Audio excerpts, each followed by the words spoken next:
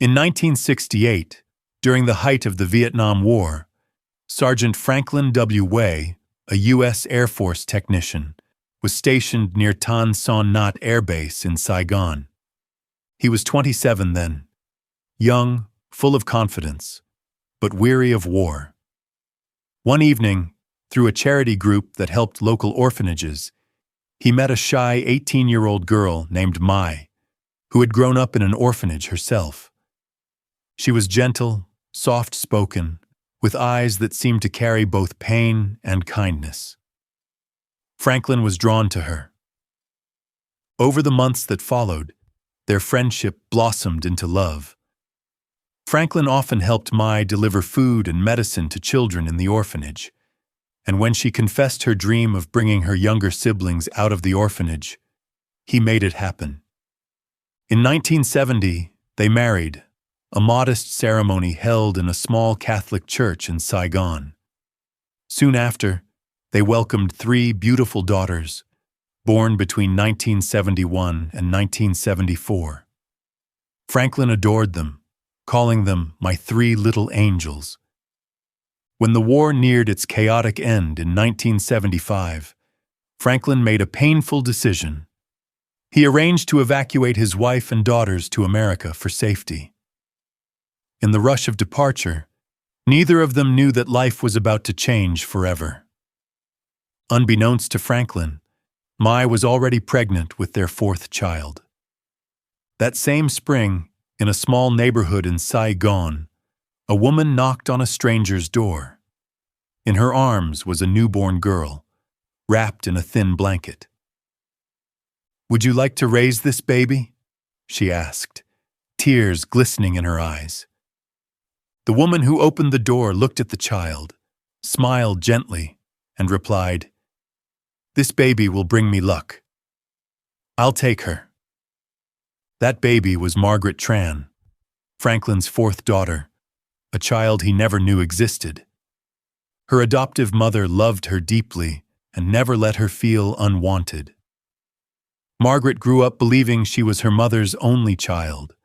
She never doubted her place in the world until the day everything changed. When Margaret was 11, her mother decided to apply for immigration to the United States. During the interview at the consulate, an officer looked over the papers, frowned, and said, "Madam, you can't possibly have given birth at 49. Please tell the truth. Who is this child?" For the first time, Margaret's adoptive mother broke down and confessed. Margaret wasn't her biological daughter. She had been given away at birth. Margaret's heart shattered. "It felt," she said later, "like the ground had disappeared beneath my feet." In 1980, they moved to Brooklyn, New York, where Margaret began a new life, carrying both love for the woman who raised her and an ache for the mother she'd never met. She grew up strong and independent.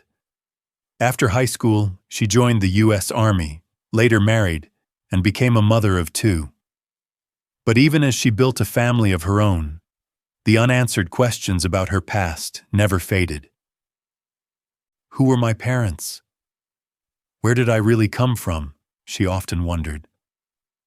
Over the next 2 decades, she took 3 different DNA tests, hoping to find a match. Each time, the results came back with no close relatives. In 2012, tragedy struck. Her adoptive mother passed away. Margaret was devastated. "I prayed," she said, "that Mom would help me from heaven. I felt she was the only one who could lead me to the truth." For years after that, she searched in vain, and just when she was about to give up, fate intervened.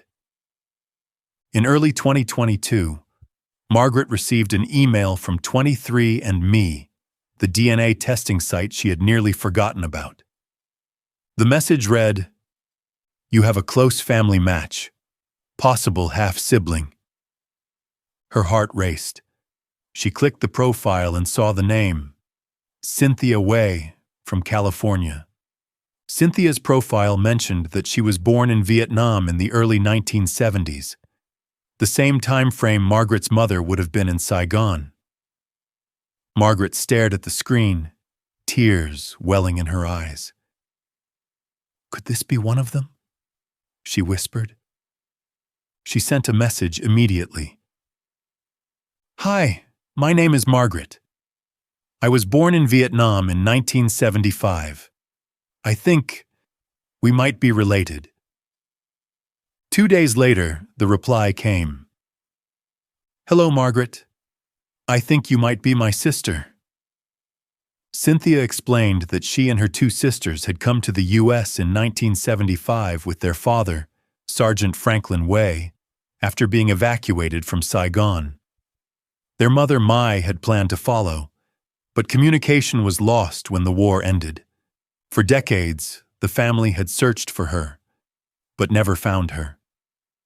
Now, through a twist of fate, the daughter they never even knew existed had found them instead. The sisters began calling each other every day. Their resemblance was uncanny. Same eyes, same cheekbones, even the same laugh. "It's like looking into a mirror," Cynthia said. They shared stories about their lives, their children, and the small habits they'd inherited from a father Margaret had never met. The way she tilted her head when thinking, the way she whistled while driving, even her fondness for black coffee. Finally, they decided to meet. In June 2022, Margaret flew to San Diego, where her three sisters were waiting with flowers and tears. As soon as she stepped through the gate, Cynthia ran toward her. They embraced tightly, crying uncontrollably. "I've waited my whole life for this," Cynthia whispered. "So have I," Margaret replied. Later that day, they took her to meet the man she'd long dreamed of. Her father, Franklin Way, now 82 years old. When he saw her, he began to shake. "I thought I'd lost you before I even knew you existed," he said. Margaret knelt beside him, holding his trembling hands. "You didn't lose me, Dad. I just took a little longer to find you." He smiled through tears and pulled her into an embrace. "Welcome home, my daughter." Over the next week, the family made up for lost time. They shared meals, old photos, and endless stories. Franklin showed her the worn wedding ring he still wore, even though Mai had passed away years earlier in Vietnam. "She was the love of my life," he said softly. "And you're her gift back to me." They visited the beach together, where Franklin told her about the day he left Vietnam. "I never forgave myself for not going back," he confessed. "But maybe this is how God gives second chances." Margaret nodded, tears streaming down her cheeks. "You found me, Dad. That's all that matters." Today, Margaret, or Margaret Way, as she now proudly signs her name, speaks at veterans' reunions and Amerasian community events, sharing her story of love, loss, and reunion. "I grew up believing I was an only child," she says, "but God had a different plan. He gave me a father, 3 sisters, and a whole new family, just when I stopped looking." Her words always end the same way. Sometimes, family isn't lost. They're just waiting for the right time to be found. And every evening, when the sun sets and the light turns golden, the color of homecoming, Margaret looks at an old photo of her parents in Saigon, whispers a quiet prayer, and smiles. Because after 47 years, the 4th daughter finally came home.